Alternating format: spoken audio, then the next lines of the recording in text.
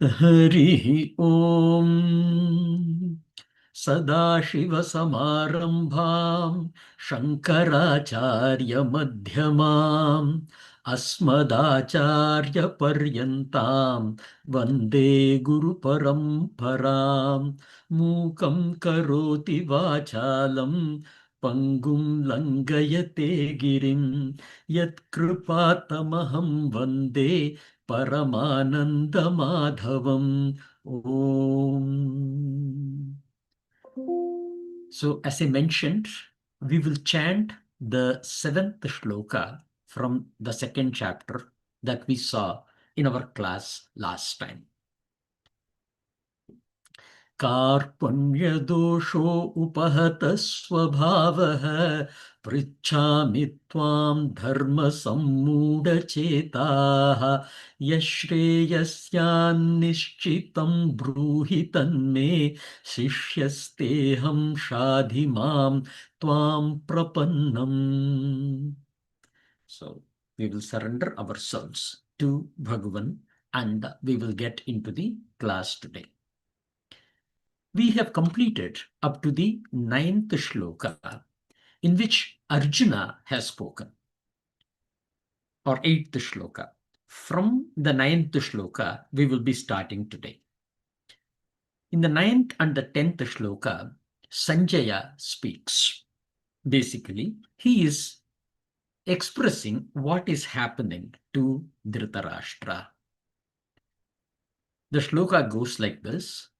Sanjaya uvacha एवमुक्त्वा हृषीकेशं गुडाकेशः परन्तप न योत्स्य इति गोविन्दम् उक्त्वा तूष्णीं बभूवः. So, in this shloka, Sanjaya is speaking. Sanjaya uvacha. Evam, in this manner, uktva, having spoken in this manner, Hrishikesham. No, he is talking evam uktva, referring to what Arjuna had spoken. Hrishikesham is to whom this was spoken. Right? So it is to Lord Krishna. Hrishikeshaha means Hrishika refers to the Indriyas and Ishaha refers to the God of. So one who is the Lord of all the sensory organs, the Manaha, that is Bhagwan. And who is speaking it? Guda Keshav Parantapa. Both are the names of Arjuna. Here it means Gudakeshaha becomes an adjective and Parantapa is the reference that we are putting here. One who has won over the sleep and one who is the person who destroys all his enemies, Parantapa. Right, so both are basically referring to Arjuna. So Arjuna has spoken in this manner to Hrishikesham. That is what the line says. Na yotsya, that I will not fight. Iti, in this way, Govindam uktva. To Govinda, Lord Krishna, uktva, having said. Tushnim babhuvaha. Right, and her is emphasis being put. So, and indeed, or certainly, babhuvaha became tushnim, silent. So, having spoken this, he became silent. That is what is the meaning that of this particular shloka. This would be the last shloka in which we will be talking about values, or we will be talking about some of the stories, interesting and easily mind capturing aspects, which is what we did for the first chapter and so far for the second chapter. From the next shloka onwards, we are really going to get into deep philosophy. deep spirituality, deep Vedanta. There will be lots of things that are even repeated.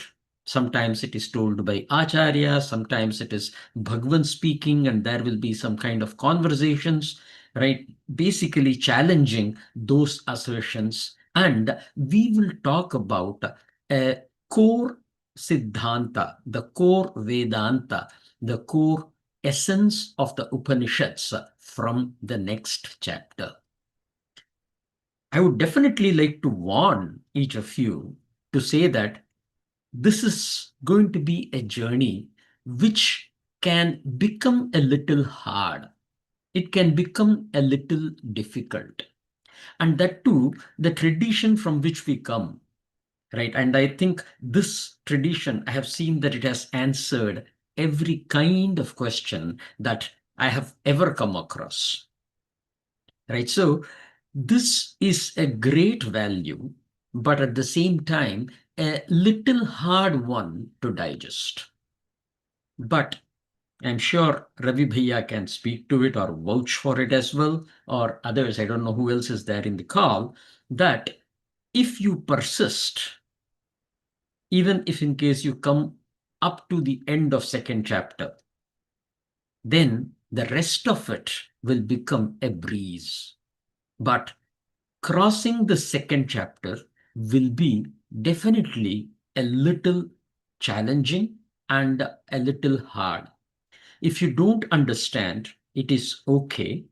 We will be touching upon all the concepts that we have seen in the second chapter in depth as we go into the third chapter onwards. So, as I said, we will be repeating it. But if you have questions, if you have, if you need clarifications, do not hesitate. Just ask for it, whether be it in the class or later by, reaching me in person, putting it in our WhatsApp group, or whichever means you want, you can try to reach, and I will take every effort to explain it in the best way possible. So with that introduction, we will go for the easy one for this shloka. For this shloka, having looked at the meaning, there isn't any big topic that we are going to talk in this. So as a filler, we are going to look at Sanjaya. Sanjaya is a charioteer, that is the way the world knows Sanjaya, of Dhritarashtra. We have seen that incident in which first this Divya Drishti of being able to see what is happening in the war front at Kurukshetra was offered to Dhritarashtra. Dhritarashtra declines the offer, saying, I do not want to witness our own people dying in this manner in the war. It will be very painful for me, so I do not need this Divya Drishti. And hence, this Divya Drishti is given to Sanjaya. And Sanjaya is narrating everything to Dhritarashtra. This Sanjaya belongs to the same sect as that of Adhirath. Adhirath was the charioteer of Dhritarashtra earlier.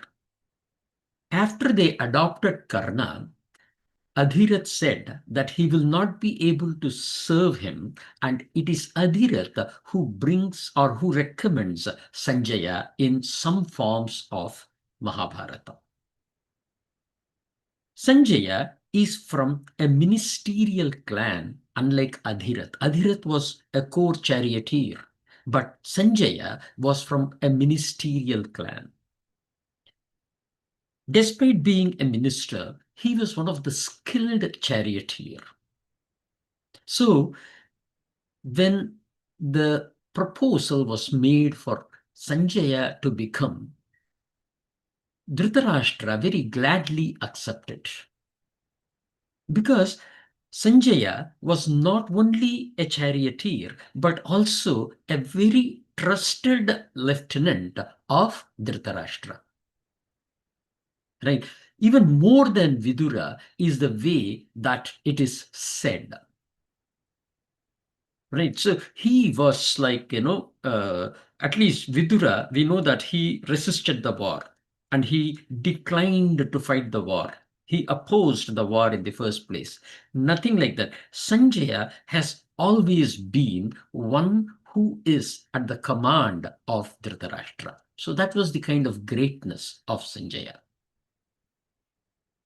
Sanjaya was not politically aligned to anyone, be it Pandavas or Kauravas. So he was very neutral, which also made him very reliable. He was spiritually a very mature person, and hence he became an ideal person to narrate the events without any bias in him. After the rule was established together with Gandhari, Dhritarashtra, means when I say rule was established, I'm saying the rule of Pandavas or by Yudhishthira was established. Together with Gandhari and Dhritarashtra and Kunti, Sanjaya also goes to the forest with them. That is the extent to which he had been with Dhritarashtra. So at this point, we will move on to the 10th shloka. For 10th shloka, Shankaracharya has written a long Bhashyam. So even before we move into the shloka number 11, we will be addressing some of the key elements that have been discussed that has been discussed by Shankaracharya. I will try my best to also cover some of the Dvaitik or Visishtadvaitik philosophies that are looking at the same Bhagavad Gita with a little bit of different explanation. I am not a person who has learned the Dvaitik or Visishtadvaitik, uh, purview or the outlook of Bhagavad Gita, but I have had discussions. I have had opportunities to learn a bit here and there. So what I may say, or what I would say, may be a little incorrect from the Dvaitik or Visishta Dvaitik point of views. If such a thing happens, feel free to reach out to correct me or to even engage in some kind of Q&As or debates with me so that we can leave behind a legacy of thorough and complete understanding for the generations to come. With this introduction, I will move on to the shloka number 10. तमुवाच हृषीकेशः प्रहसन्निव भारत सेनयोरुभयोर्मध्ये विषीदन्तमिदं वचः.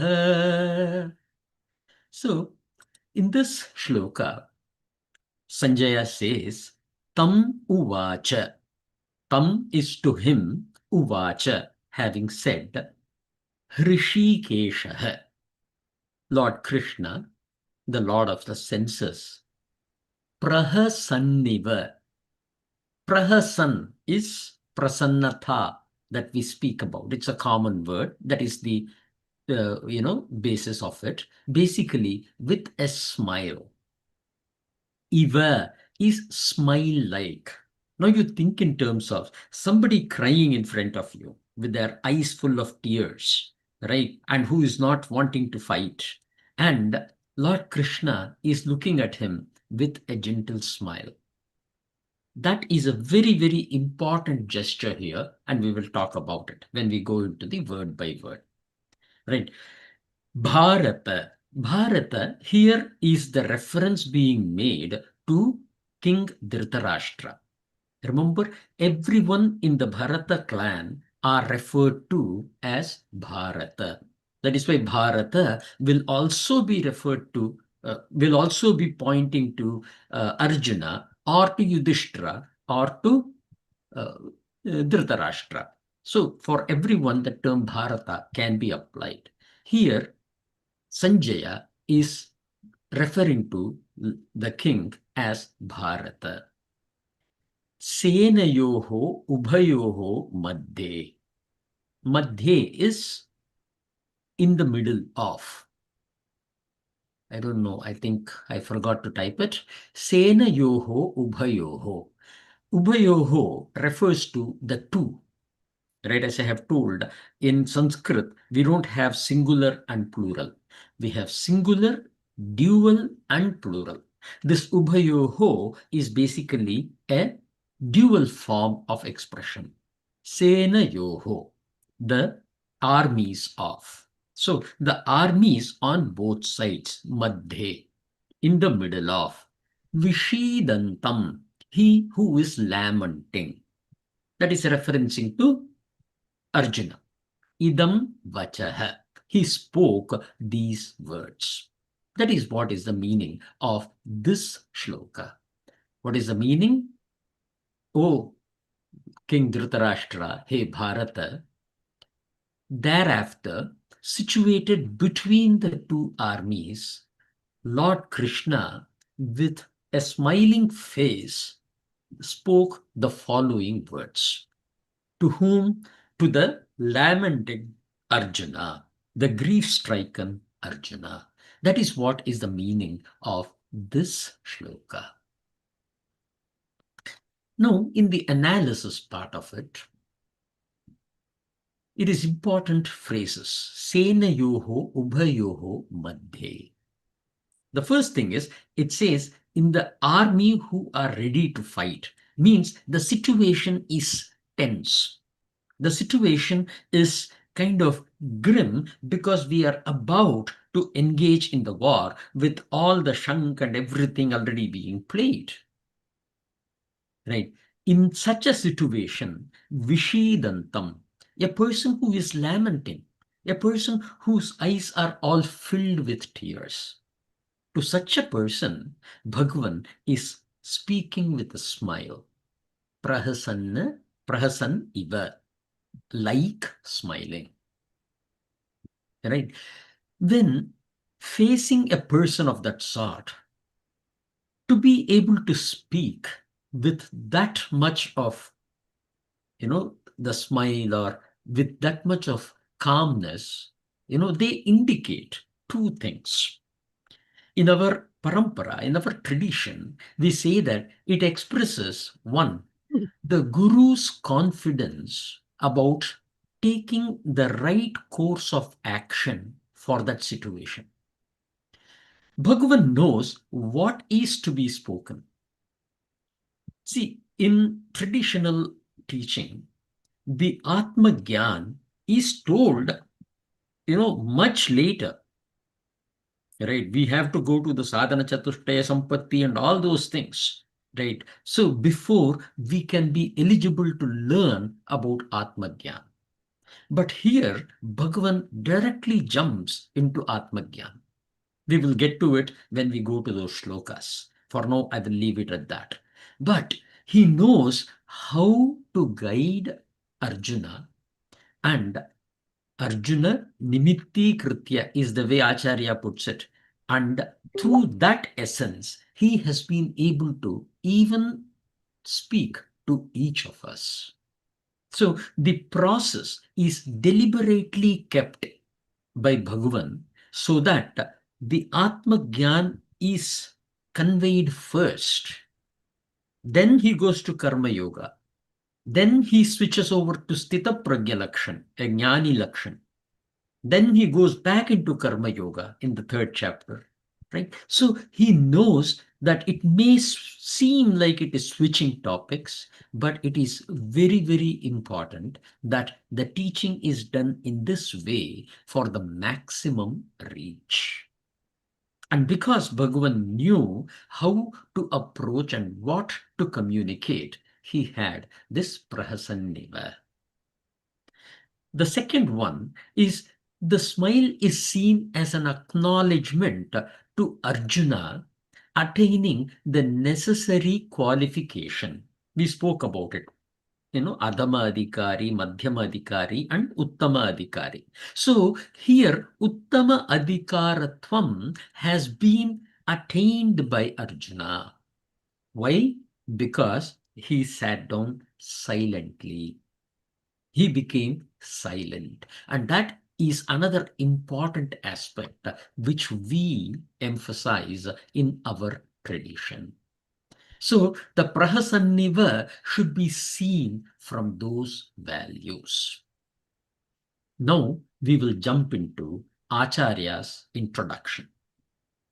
Before I jump into the introduction, I want to really let you know that unlike the Bhagavad Gita, which is in the form of Gitam, which is in the form of Chandas, a Bhashyam is in a prose order. So it is not a Shloka, it is a prose order.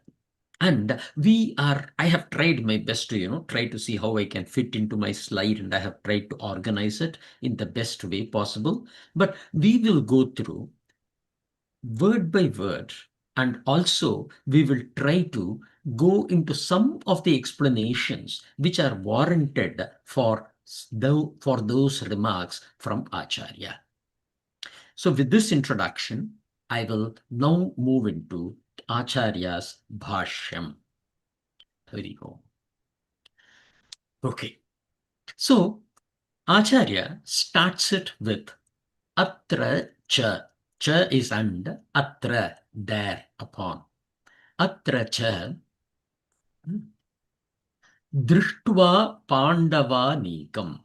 This is a quote directly coming from chapter 1 in Bhagavad Gita. By the way, Atracha has not been properly put here. I think I forgot to add it. Right, I was working on these slides, and it is a huge work, and I've definitely made a lot of mistakes. So please excuse me for that. I don't need this meaning. I can directly read into the Sanskrit and give the meanings. So even if in case it is mentioned wrong, I will be correcting it, and if possible, later I will go and correct the slide as well.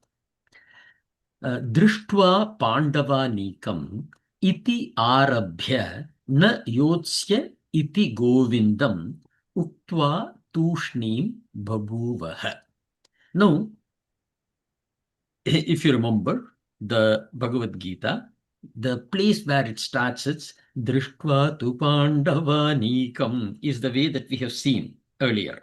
And here we are seeing Na yotsya iti govindam uktva tushnim babhuvaha, the previous shloka. So very clearly he says that from that point, which is the arabhya, iti arabhya, to na yotsya iti govindam iti etadantaha. Etadantaha is the end, conclusion. Up to this point is what it means. So from drishtva to babhuvaha is what Acharya starts. Then praninam shoka mohad samsara bhijam. This is a very, very important line. Praninam, of all the living beings. But here we are specifically talking about the human because it is more expressed. But it is not known, and we have seen various places there are expressions as well where the shokam, moham are expressed by other beings as well. Right? And they say that even the, a tree, it will cry, or it will go sad, and so on. So we are talking of every kind of living being. So here when he says praninam shoka mohad, though it is a convenient reference that we can make to the human, here in the tradition we emphasize that it is for everyone. Praninam shoka mohad samsara bijam. Right. So that is what is the most important thing. Bijam, the seed. The seed of the samsara is defined as shokam and moham. Shokam. Shokam is when you feel that sorrow in you. The term sorrow is again to be seen with a clarity. It is not a sorrow as in weeping or be going down in your mood, etc. Shokam is, what do you say, any place wherein you find a gap between you and your desires. When you have the gap between you and your desires, we in our tradition define it as shokam. Then moham. Moham is where we emphasize that moham is not being able to identify the true swaroop of yours. What is your true swaroop? You always say I, and I. What is that I? That is the question. If you are able to define what is that I, then you do not have that moham. If you're not able to define that I, then you have the moham. The problem is we know the I, we understand the I, we realize the I, but we assume the body to be the I. The ahankara, the chittam, manam, buddhi, ahankara, that ahankara takes over and I become this body. This aspect is what we call as moham. But in general also, the term moham can be seen. Moham also refers to having misunderstanding, right? Losing the differentiation or not being able to differentiate between dharmam and adharmam and so on. We can continue, we can go on with the term moham. But in our tradition, I want to emphasize here that the shoka mohad samsara bijam is defined as shokam to be everything, right? Anger or depression or sorrow, whatever the term that you want to use, everything has a gap between me or what I desire and what I have. When there is this gap, it is called as shokam. Again, in our tradition, mohad, moham, again, as I said, it is not being aware of who am I. Samsara Bijam, okay, Bhuta Dosha Udbhava Karana Pradarshana. Right. This is again Bhuta Dosham. It's very easy. The defects, the errors of such living beings or the deficiencies of the living beings. Udbhava Karana Pradarshana. Right. Pradarshana is, the darshan is to see. Pra is prakashena darshayati. That is what it means, pradarshan. Right. They say this udbhava karana, the causal aspect of this is the samsara bhijam. This is the shoka moham. Eventually, it will come to that. Arthatvena vyakyayoho, with the purpose of explaining this complex thing. As I mentioned, what I said may appear to be, oh, okay, that seems easy, okay, that I understand. And if you say you understood, then your understanding requires further examination. It comes in one of the Upanishads, Kena Upanishad. Right. So that aspect we need to keep in mind. Here, what Acharya is saying is Grantaha, the text of Bhagavad Gita, has this intent, Arthatvena Vyakyayoho. Right. So Vyakya is a very common word that we use. Right. Arthatvena, for the purpose of defining the meaning. Vyakya explains. So this grantha that you are about to get into is has the intention of explaining this subtle and deep philosophy or deep truth, the absolute truth to us. a very beautiful introduction. He further continues and he says, as I said, this will go on for multiple classes, okay? I'm telling you, Acharya's, this introduction in itself lays a great ground for all of us. Right. So my first class that we had taken in Bhagavad Gita was based on this, but I had not gone word by word into this. This time we are going to go word by word. Tatha hi Arjunena Rajya Guru Putra Mitra Suhrit Swajana Sambandhi Bandhaveshu. Right. So you remember, even Arjuna was expressing it. He was seeing all the relatives and the kinsmen in the army standing on both sides, or perhaps the army of the Dhritarashtra, because that is what he had gone to see. Whichever way, it is not very clearly specified, but there are places where it is mentioned both, so we can call it both. So here, the expressions from Acharya is, thus indeed, as seen by Arjuna, these relationships is resulting in aham esham mama ete, right? That I am theirs and they are mine. So here from ahankara, it is going into mamakaratvam. Right? So that shift is what is being mentioned here. So what happened? When I misunderstood myself as the body, I started attaching various relationships and I started getting into this Dvaitic concepts. This is mine, this is not mine, this is his, and so on and so forth. We start doing that. That is what he says, Acharya says. And this Acharya qualifies as evam bhranti.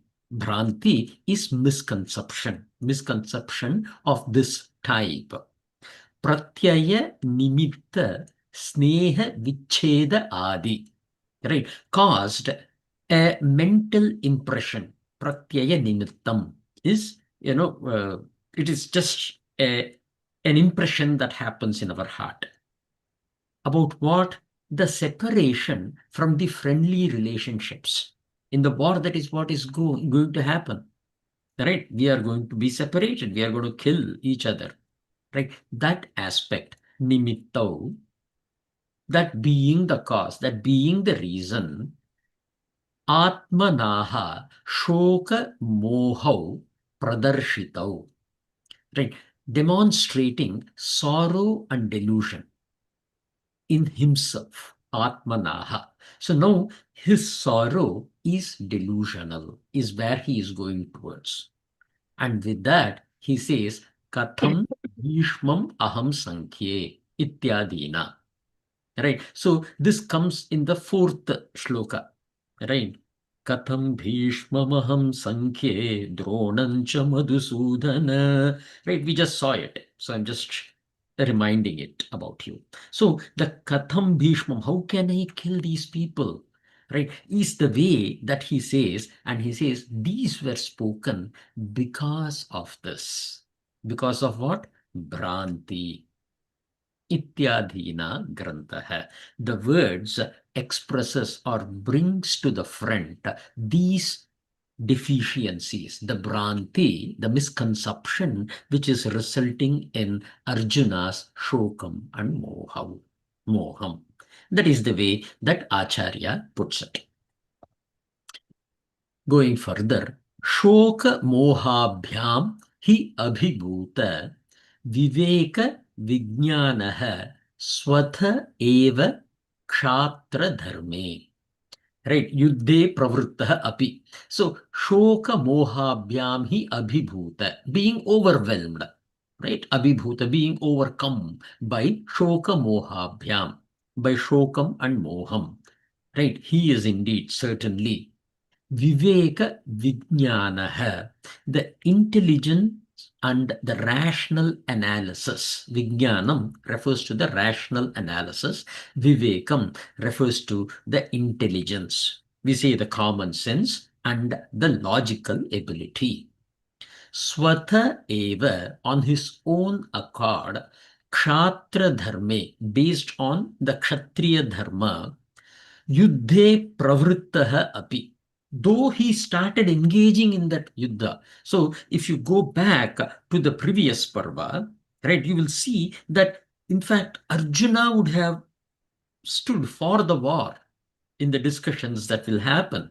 Right, he will be advising to Yudhishthira that yes, the war is the only means. So it was on his own accord that he engaged in the yuddham. Pravrittaha is engage. Right, so pravrittaha is progress. Basically, that is the engage. Tasmad yuddhad upararama. From that, tasmad, yuddhad, the war, upararama, he resigning, he is withdrawing. Right, so that is what he is doing. Paradharmacha, and he is also taking on the paradharma. He is a kshatriya and he is willing to go and become like a brahman, seeking bhiksha and living. Right? Bhiksha jivanadikam, willing to lead the life of seeking bhiksha and living. Kartum pravritte, adopting or reading towards is the contextual meaning. Right? Kartum, I am going to do this, is the way that Arjuna is saying. Very straightforward. All of this we have seen. Tatha cha sarva praninam. Tatha is thus, cha and sarva praninam, all living beings, shoka mohadi dosha, the deficiencies called shokam and moham, avishtha chetasam. Avishtha is totally enveloped in, right? Totally possessed, totally, engulfed into that. Avishtha chetasam. The shokam and moham, the chetas is the intellect, right? So we do talk about it, right? Manam and chittam, right? The chittam plus buddhi is referred to here as chetas. So his memory and the intellect or the intelligence has been totally overwhelmed by shokam and moham, the dosham of shokam and moham. Right. So the question, one of the questions that was asked was, so does it mean that we should not have shokam and moham at all? Right. So for this, a beautiful answer was given. Right. The answer was to say that, hey, you should have read the place where Gandhari is giving a shrap to Duryodhan. This happens when Gandhari always keeps her eyes covered. That would have gained her a lot of Shakti. It's a tapasya, voluntarily not seeing at all. So the eyes has all the powers.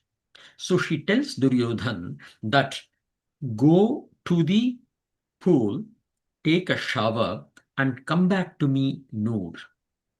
I will open my eyes and I will see you, and that will protect you from Bhima, is the way that she would have told him.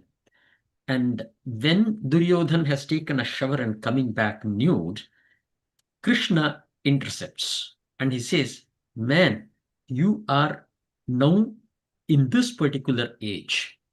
To go nude is not correct. It is a very, very incorrect thing to do in front of your mother.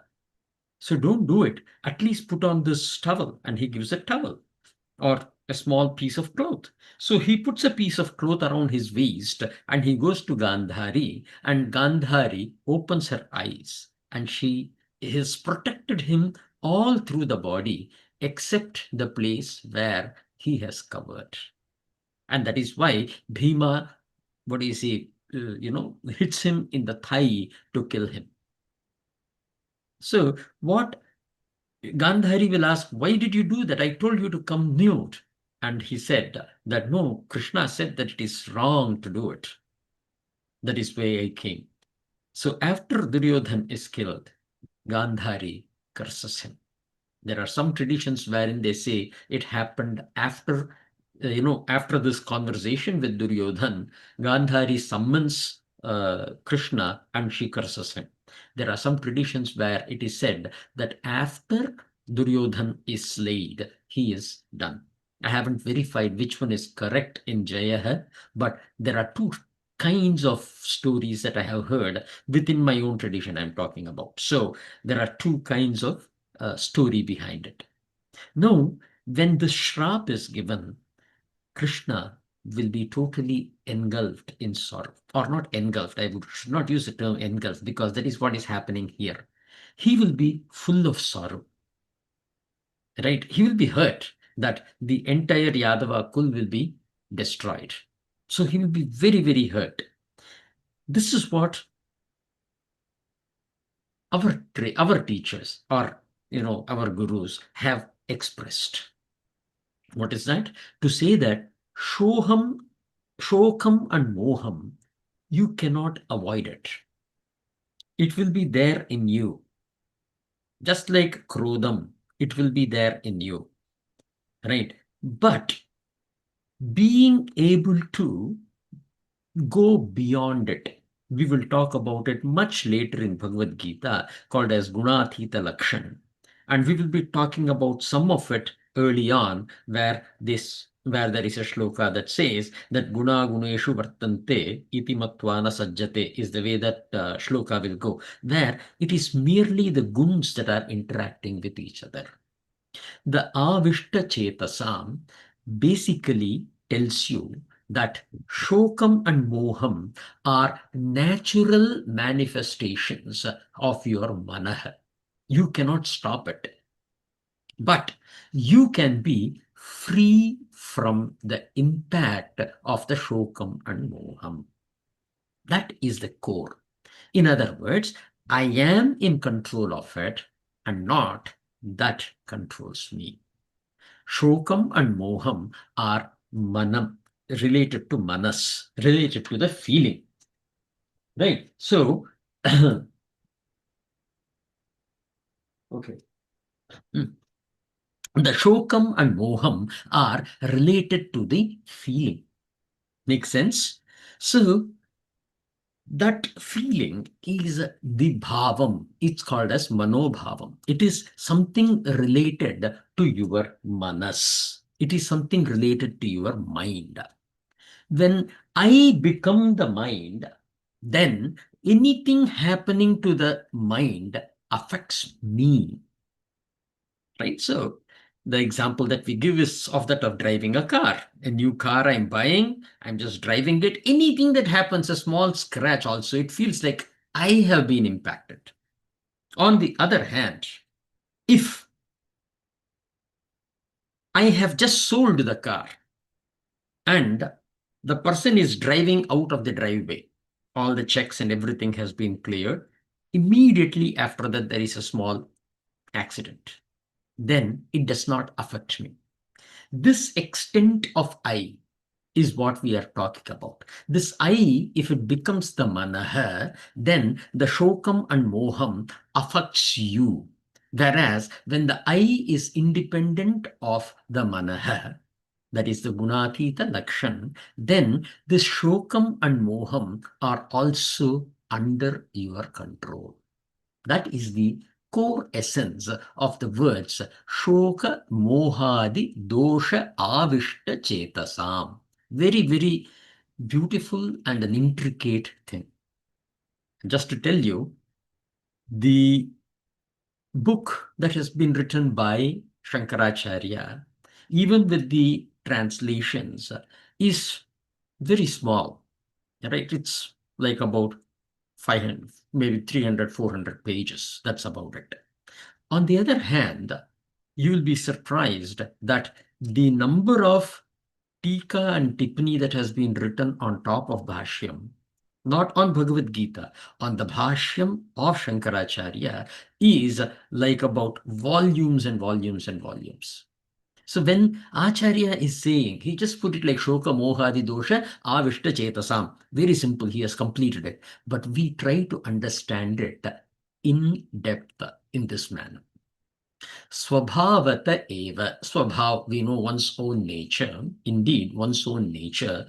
Swadharma parityagaha. He is letting go of his own dharma, the individual dharma, which is considered to be a sin. It's a papam. You can never let go of your swadharma, right? Your, what you say, ashramas can change and your swadharma will change accordingly. But you cannot let go of your swadharma when the action is needed. Right? So, pratishiddha seva. Right? So, service based on nishiddha karma. Right? Chasyat and perhaps. So, here, the nishiddha karma are various things, suram na pibet, himsa na kuryat. All these things are considered to be nishiddha karma. It is not supposed to be done. That which is not supposed to be done. But here Acharya is also indirectly pointing out that if there is a swadharma that you have, and if you let go of that swadharma, parityagaha, then that is also considered to be a pratishiddha seva. It is considered to be a nishiddha karma. It is belonging to the class called as don't. Cha syat and perhaps. That is the way the traditional expressions, the sentences are created in Sanskrit. So we will just leave it at that. So the and perhaps should be on the top. That is the bottom line. Also, if in case if you look at and, we put the and after. In English, we put the and before, but in Sanskrit, we put it after. For example, the cha will be added to the end.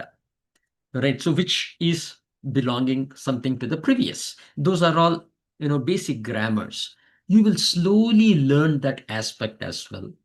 The words of Sanskrit will stop being foreign as we learn this one.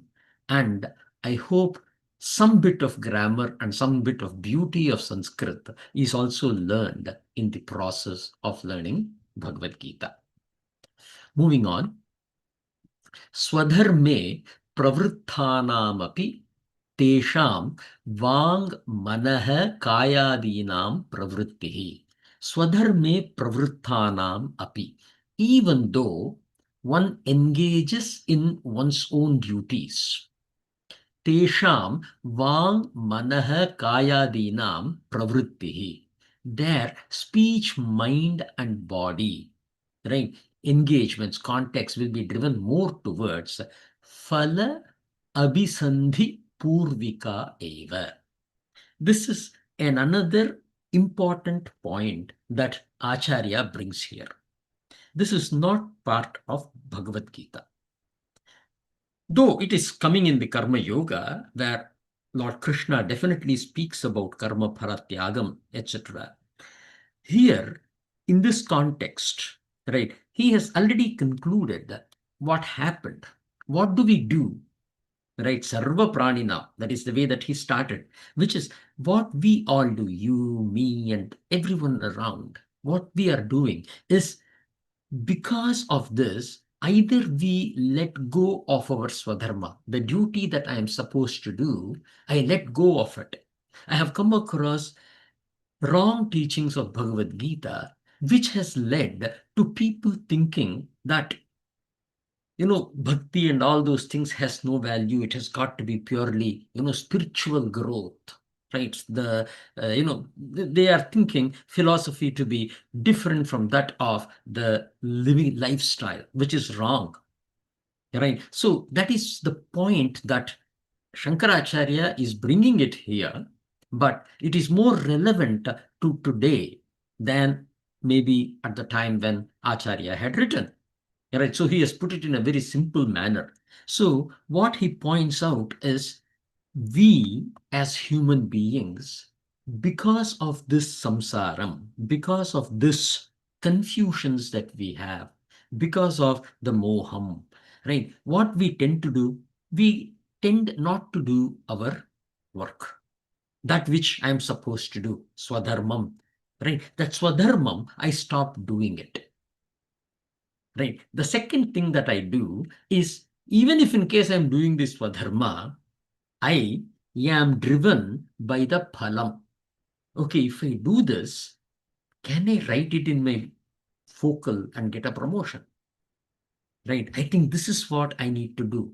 There is a conscious thinking about phalam. Another example of phalam is where I am looking at the project, or I am working on steps of doing A, B, and C. Right? Instead of focusing on completion of the A, B, and C, I start looking at the project being completed. That is also the abhisandhi of phalam. Right? Here we are, okay, the project fails, no problem. Take the ownership of it. I failed, no problem. I tried. That is the only thing that matters. I put my swadharma, I upheld it, and I did everything that was possible to be done in the right way.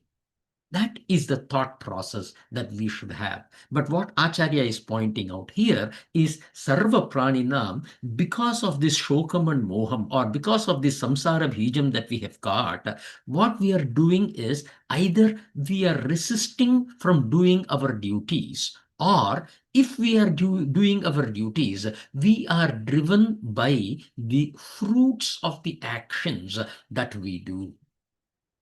That is what is the point that he is making. A very important one for us to think about. Sa ahankara, with false ego, cha bhavati. This last two lines is something that you can very clearly know. Cha ahankara, sa ahankara cha bhavati is that ahankara is the false ego will come into us. Right? So that is the basic thing that Shankaracharya quotes here. तत्र एवं सति धर्म अधर्म उपचयाद इष्ट अनिष्ट जन्म सुख दुख संप्राप्ति लक्षणः संसारः अनुपरतो भवति इत्यतः संसार बीजम भूतौ शोक मोहौ. Very beautiful words again. So tatra evam sati, thus in this manner. That is a very simple one. We can even go very, it looks very poetic. Dharma adharma, the dharma and adharma upachayad, increments or gathers, ishta anishta, and develops the likes and dislikes. Janma sukha dukkha, the janma, that is the birth related sukham and dukkham. Right? The contentment and sorrow. Samprapti lakshanaha, which reflects as the symptom, right? The attaining of that becomes the symptom. Samsara anuparato bhavati, and becomes bound in the cycle of bondage. Ityataha, due to that, samsara bhijam, the seed to the cycle of bondage, is bhutau shoka mohau, is the living beings, shokam and moham. The samsara bhijam becomes the shokam and moham. How it is shokam? Why is the shokam and moham coming? Because of that. And here the main point is dharma adharma upachayad. Right? Now, and again he says ishta anishta. Then janma sukha dukkha. You can see that aspect of it. Here, the point is, when we were discussing about the dharma, we categorized dharma as Sanatana dharma. There is no adharma to it. Sanatana dharma is pure. But then, when it manifests, we then divide it into dharmam and adharmam. Right? The dharmam and adharmam, when he brings here, we are talking in terms of the manifested expressions of dharmam and adharmam. Right? So that would be the only point which will be of great relevance at this place. We will take a break here, and I just wanted to tell you about this. Okay? So as I said, I just want to warn you to tell you what we are doing. It will go for such a long time. That is my intent. So this is going to be in depth, and this is going to teach us and prepare us for the entire Bhagavad Gita. It is that important and that beautiful. But at the same time, it will be a hard one for people who are, not fully ready to grasp it. For this, in our tradition, we emphasize, we very strictly say that just listening will enrich you, right? You won't even know how it has enriched, but just listening will enrich you. However, we will go through this one very slowly, and you can see we are at,